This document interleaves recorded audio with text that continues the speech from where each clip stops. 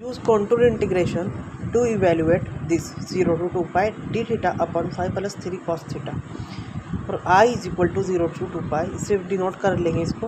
अब देखो contour integration का इस्तेमाल करना है। मैंने आपको बताया जब यहाँ पे 0 से 2 पाई रहेगा, यहाँ पर cos थीटा रहेगा, तो हम यहाँ पर इसका इस्तेमाल करेंगे। ठीक है, use modulus of z is equal to 1 means unit circle. ठीक है, इस तरह। और एक पुट करते हैं यहाँ पे हम e⁻i थीटा। ठीक है, उसके बाद डी थीटा की वैल्यू हम यहाँ से क्या निकालते हैं, डी थीटा की वैल्यू मैंने बताया था आपको, निकालते हैं यहाँ से dz अपॉन iz। इस तरह यहाँ से आप वैल्यू निकालते हैं इसकी। ठीक है, और यहाँ पर cos थीटा दिया हुआ है तो cos थीटा की वैल्यू भी पता होना चाहिए। cos थीटा की वैल्यू होती है 1/2 z प्लस 1/z। और थीटा जो रहता है वो 0 से, थीटा जो रहता है हमारा वो कहाँ से जाता है, 0 less than theta less than 2 पाई, इस तरह चलता है। ठीक है, अब आगे हम ये एग्जाम सिर्फ हमको यहाँ पर सब्स्टिट्यूट करना है ये वैल्यू। तो मुझे यहाँ पर मिलेगा आई इज इक्वल टू,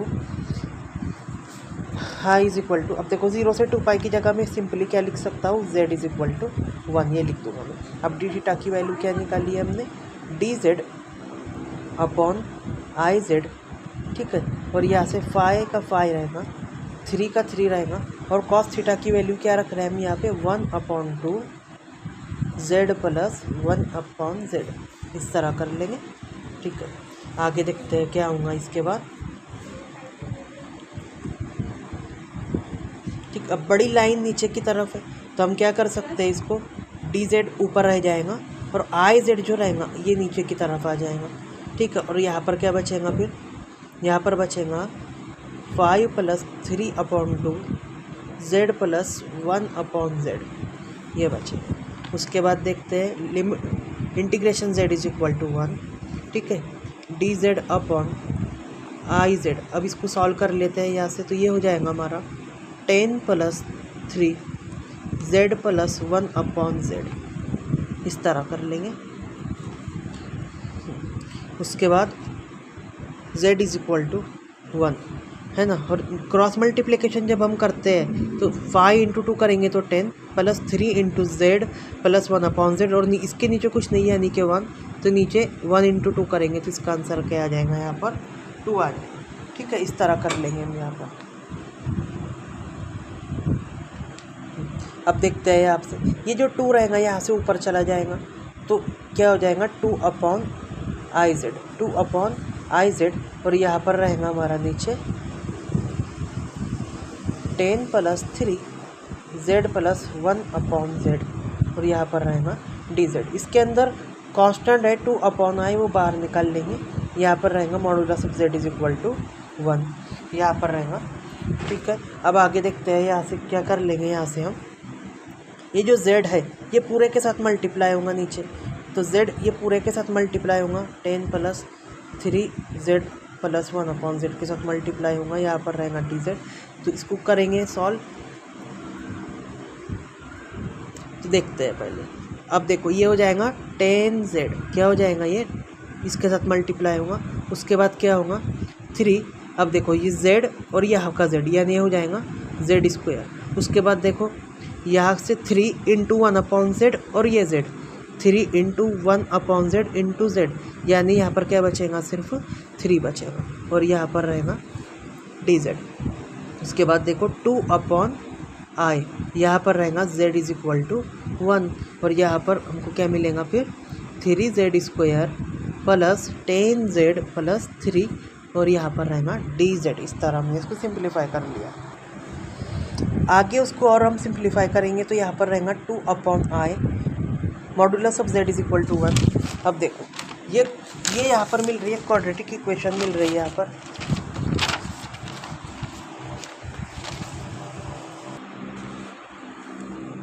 ठीक है, चलो अब यहाँ से क्या कर लेंगे हम, ये क्वाड्रेटिक इक्वेशन है। अब इसको सॉल्व करने के लिए क्या करते हैं हम, देखो अगर यहाँ पर कुछ नहीं रहता तो आसानी से सॉल्व कर सकते थे, लेकिन यहाँ पर भी एलिमेंट है, तो यहाँ का एलिमेंट और यहाँ का एलिमेंट क्या हो जाएगा, 3 × 3 इज इक्वल टू 9।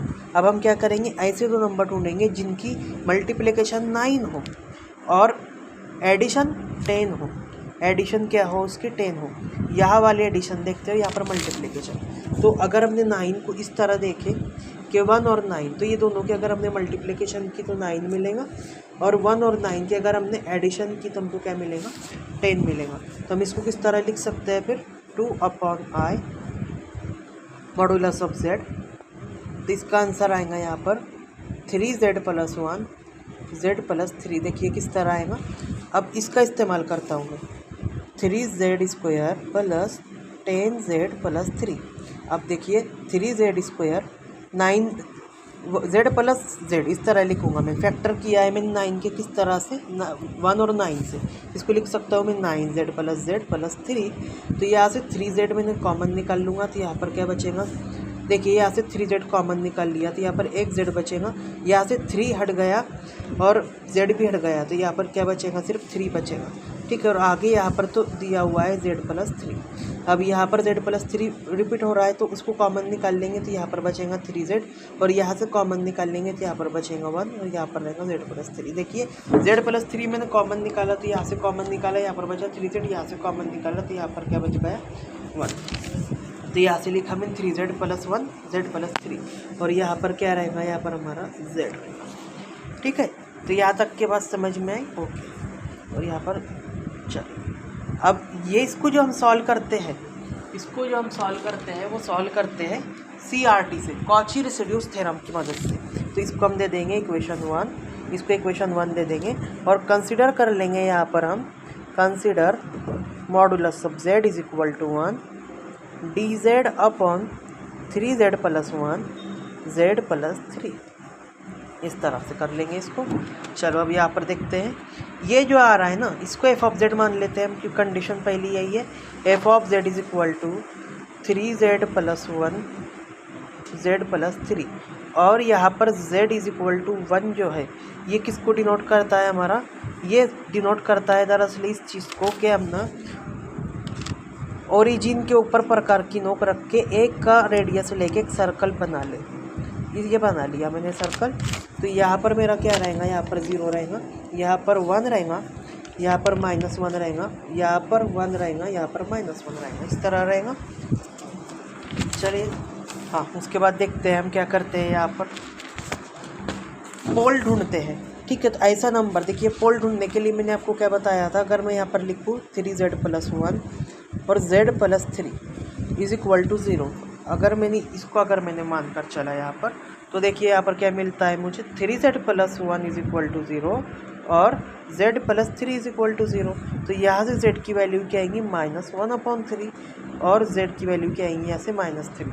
अब -3 जो है वो ये रीजन के बाहर जा रहा है ना, ठीक है, -3 जो है ये रीजन के बाहर जा रहा है, इसलिए हम इसको इंक्लूड नहीं करेंगे, यहाँ पर लिखूँगा मैं।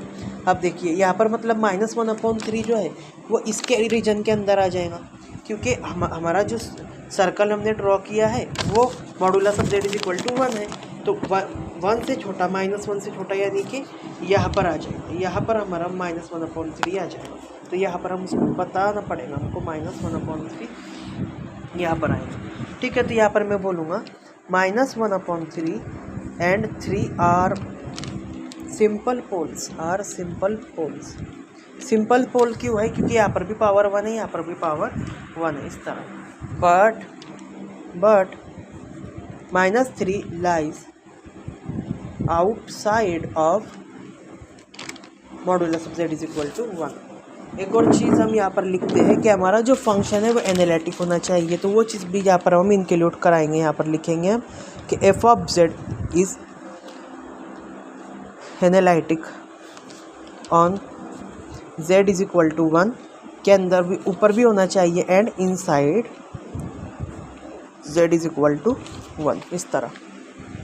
ठीक है, तो यहाँ पर हम क्या यूज़ करते हैं फिर, इसलिए बाय कॉची रेसिड्यू थ्योरम हम क्या कह सकते हैं, इसका आंसर हम क्या बोल सकते हैं, therefore modulus of z = 1 dz / 3z + 1 z + 3 is equal to, मैंने आपको बताया इसका आंसर लिखते हैं हम 2 pi i summation of residues R, है ना। अब समेशन रेसिड्यूज आर का मतलब क्या होता है, जितने पोल है उनका रेसिड्यू फाइंड करना है, उसकी समेशन फाइंड करनी है। तो यहाँ पर अगर हम देखते हैं यहाँ पर कितने पोल है इन साइड वाले, ठीक है, यहाँ पर कितने पोल है इन साइड वाले, सिर्फ एक है। तो यहाँ पर मैंने क्या किया, यहाँ पर लगाया मैंने फॉर्मूला, ठीक है। तो हम किसके CRT की मदद से देख रहे हैं, तो ये इसका आंसर आएगा 2 पाई रेसिड्यूज ऑफ आर, इस तरह आएगा, ठीक है। लेकिन यहाँ पे सिर्फ एक ही पोल है, उसके लिए हम यहाँ पर लिखेंगे residue of -1/3 F of Z. अगर यहाँ पे एक से ज़्यादा पोल रहते तो दोनों रेसिड्यू का हम समेशन लिखते थे, ठीक है। अब ये सिंपल पोल है इसलिए यहाँ पर लिखेंगे हम पहले इधर का 2 पाई का 2 पाई आई। सिंपल पोल के लिए फॉर्मूला जो रहता है ये होता है limit z tends to a z minus a f of z, ठीक है। तो यहाँ पर लगाएंगे वही फार्मूला हम, लिमिट z टेंस टू -1/3, क्योंकि -1/3 सिंपल पोल है, z प्लस 1/3 z माइनस -1/3, तो z माइनस -1/3 यानी करेंगे तो क्या होगा, z प्लस 1/3, है ना। z माइनस एक की जगह -1/3 ले रहे हैं, तो z प्लस 1/3 हो जाएगा इंटू एफ ऑफ जेड। तो यहाँ पर एफ ऑफ जेड लिखेंगे, एफ ऑफ जेड की वैल्यू ये है 1/3 z प्लस 1 z प्लस 3। आगे इसको सॉल्व करते हैं यहाँ से, आगे अगर हम इसको यहाँ से अगर सॉल्व करेंगे, ठीक है, आगे अगर हम इसको सॉल्व करेंगे तो किस तरह कर सकते हैं, 2 pi I limit z tends to -1/3। अब देखो यहाँ पर देखो, अगर मैं इसको क्रॉस मल्टीप्लिकेशन ले लूँ तो ये हो जाएगा 3z plus 1/3 into 3z plus 1 z plus 3, इस तरह हो जाएगा। अब यहाँ से ये वाला और ये वाला यहाँ से कैंसिल होगा, ये दोनों यहाँ से कैंसिल होंगे, फिर यहाँ पर बचेगा 2 pi I limit z tends to -1/3, ठीक है। यहाँ पर क्या बचेगा फिर हमारा 1/3 z प्लस 3 यहाँ से बचेगा, ठीक है। आगे सॉल्व करते हैं इसको, तो 2 पाई आई यहाँ पर हम पुट करेंगे इसको, तो 1/3 इंटू, देखिए z की जगह -1/3 प्लस 3, तो यहाँ पर क्या होगा 2 पाई आई अपॉन 3। अब इसको अगर हम सॉल्व करते हैं यहाँ से तो ये हो जाएगा -1 प्लस 9/3, तो इसको सॉल्व कर लेंगे तो ये हो जाएगा 2 पाई आई अपॉन 3। अब ये देखिए ये ऊपर चला जाएगा यहाँ से 3, और यहाँ पर कितना बचेगा -8, यहाँ पर क्या बचेगा -8। अगर इसको यहाँ से सॉल्व कर लेंगे तो सॉल्व करने के बाद यहाँ पर 3 यहाँ से कैंसिल होगा, यहाँ पर बचेगा -पाई आई अपॉन 4, -पाई/4, यहाँ पर +8 रहेगा, तो यहाँ पर बच जाएगा +पाई/4, ठीक है, क्योंकि -1 + 9 कितना होता है, 8 होता है, ठीक है, ये बचेगा। लेकिन हमको ये वैल्यू कहाँ पर रखनी है, ये वाली वैल्यू हमको रखनी है इक्वेशन 1 के अंदर। इक्वेशन 1 के अंदर रखेंगे, so I is equal to 2/i और बाकी इसकी पूरी वैल्यू हमने यहाँ से क्या निकाली है, पाई/4, क्या निकाली है, पाई/4। तो आई यहाँ से कैंसिल करेंगे, यहाँ से 2 और 4 कैंसिल होकर यहाँ पर बचेगा पाई/2, so it is the required answer. इसी तरीके से एक और एग्जांपल यहाँ पर करते हैं, 0 से पाई 2θ/4 प्लस साइन स्क्वायर थीटा, ठीक है। इसको भी इसी तरह सॉल्व करेंगे, लेकिन बात यहाँ पर यह है कि यहाँ से 0 से पाई है, हमको 0 से 2 पाई चाहिए। तो देखिए सबसे पहले क्या क्या हो सकता है, I is equal to 2dθ/4 plus, यहाँ पे देखिए साइन स्क्वायर थीटा है, हमको जो टर्म चाहिए तो साइन के फॉर्म में चाहिए या फिर कॉस के फॉर्म में चाहिए, स्क्वायर नहीं चाहिए हमको। तो यहाँ पर मैं क्या कर लूँगा, उसका फार्मूला लगा दूंगा यहाँ पे 1 - cos 2θ/2, ठीक है। उसके बाद यहाँ से हम क्रॉस मल्टीप्लिकेशन कर लेंगे, तो यहाँ पर हमको मिलेगा 4dθ/9 - 2 cos 2θ ये मिलेगा। अब एक बात बताना मुझे यहाँ पर चाहिए, मुझे यहाँ पर क्या चाहिए, 2 पाई चाहिए, 2 पाई चाहिए, इसलिए यहाँ पर पुट करूँगा मैं, put 2θ is equal to t, put 2θ is equal to t. अब देखिए ये अगर मैंने यहाँ से पुट कर दिया, अब इसका डेरिवेटिव लूँगा मैं, तो 2 × dθ, थीटा का डेरिवेटिव dθ, टी का डेरिवेटिव dt, ठीक है। अब यहाँ से देखिए अगर मैं ये पुट करता हूँ, टी इज इक्वल टू अगर मैं पुट करता हूँ 2θ, है ना। और थीटा कहाँ से जा रहा है हमारा, थीटा जा रहा है 0 से लेके तो 2 पाई तक जा रहा है। थीटा जो रहा है 0 से लेके 2 पाई तक जा रहा है, तो ये होगा d t is equal to 2 d theta. ठीक है, अब देखिए अगर थीटा की वैल्यू 0 हो तो टी की वैल्यू क्या होंगी, 0 होंगी। और थीटा की वैल्यू अगर पाई हो, देखो क्योंकि थीटा कहाँ से कहाँ जा रहा है, 0 से पाई तक जा रहा है। थीटा की वैल्यू अगर पाई हो तो टी की वैल्यू यहाँ से क्या होंगी, 2 पाई होंगी। इस तरह करते हैं ना। सब्स्टिट्यूशन के अंदर अगर देखें t is equal to 2 theta रखा तो d t is equal to 2 d theta.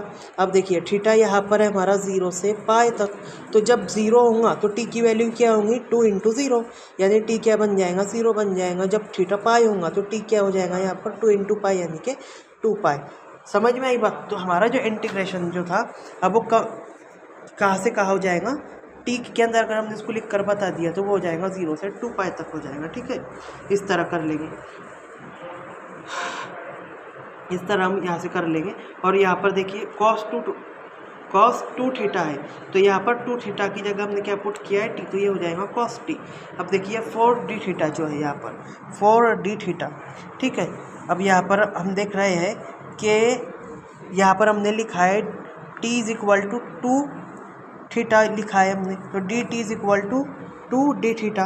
अगर मुझे यहाँ से निकालना है डी थीटा की वैल्यू तो मुझे लिखना पड़ेगा यहाँ पे डी टी अपॉन 2, तो यहाँ पर क्या हो जाएगा फिर 4 इंटू डी टी अपॉन 2, यानी यहाँ से कैंसिल होकर यहाँ पर बचेगा 2 डी टी, वही यहाँ पर आएगा 2 डी टी। इस तरह किया तो यहाँ पर हो जाएगा 0 से 2 pi 2 d t 9 minus cos t. और हमको यहाँ पर यही पुट करना है, z is equal to e raise to i t. अब यहाँ पे थीटा क्यों नहीं पुट कर रहे हैं, क्योंकि हमने यहाँ पे थीटा की जगह टी लिख दिया हुआ है। सिंपली ये करना है हमको यहाँ पर, है ना। उसके बाद हम यहाँ पर कॉस टी की वैल्यू जो हमको पता है क्या रखते हैं हम, 1/2z प्लस 1/z। इसके बाद इसको पूरा यहाँ से सॉल्व करते आएंगे, यहाँ तक आएंगे। इसके बाद यहाँ से पोल निकालेंगे। इसके बाद देखेंगे पोल निकालने के बाद कौन से अंदर आ रहा है कौन से बाहर आ रहा है, वो हिसाब से करते आएंगे। उसके बाद रेसिड्यू लेंगे, रेसिड्यू लेने के बाद हमारा आंसर यहाँ पर आएगा। कॉची रेसिड्यूज थ्योरम लगाएंगे, उसके बाद हमारा आंसर यहाँ पर आएगा। इस तरह सॉल्व करना है हमको ये एग्जाम्पल।